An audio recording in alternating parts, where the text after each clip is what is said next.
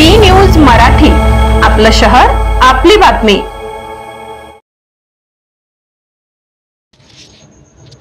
Malegaon Nagpur दंगलीचा mastermind Faheem Khan 5 महिन्यापूर्वीच होता मालेगावात। नागपूरमध्ये नुकत्याच घडलेल्या दंगलीचा मास्टरमाइंड म्हणून ओळखल्या जाणाऱ्या फहीम खान याने 5 महिन्यापूर्वी मालेगावात हजेरी लावली होती। 11,000 कॉलनी येथे त्याने आपल्या मायनॉरिटी डेमोक्रेटिक पार्टी MDPच्या पक्ष कार्यालयाचे उद्घाटन केले होते। महाराष्ट्रातील विधानसभा निवडणुकीच्या पार्श्वभूमीवर फहीम खानने मालेगावात आपल्या पक्षाची बांधणी केली होती। MDP पक्षाची निवडणूक चिन्ह क्रेन असून मालेगाव मध्य मतदारसंघातून या पक्षाने आपला उमेदवारही रिंगणात उतरविला होता।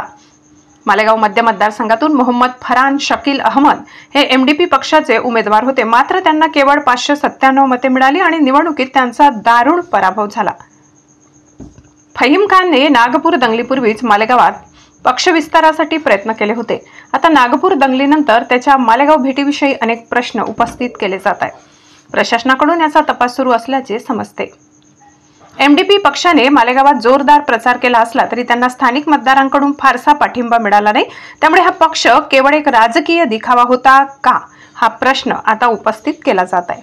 नागपूर दंगलीनंतर फहीम खानच्या हालचालींवर आता विशेष लक्ष ठेवले जात आहे।